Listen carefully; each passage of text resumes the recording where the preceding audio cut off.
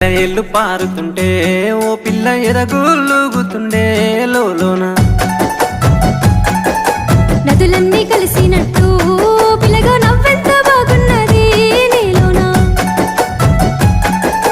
గాజుల సప్పులు గలుగల్లు మోగంగా గజ్జెల పట్టీలు గంటేసి ఆడంగా వరిగడ్డి మోపు ఎత్తి